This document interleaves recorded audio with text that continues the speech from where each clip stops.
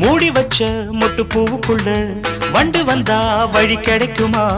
வண்டின் இதழ் மொட்டில் பட்டு விட்டால் மொட்டின் இதழ் விட்டு கொடுக்குமே.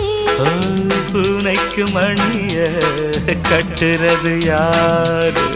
இப்படியே இருந்தா முடிவென்ன கூறு? பெண்ணின் மனாழோ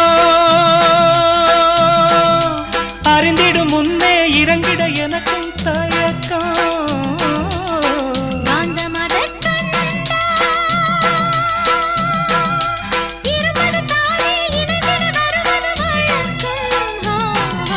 சொல்லாமத்தானே இந்த மனசு தவிக்கும்.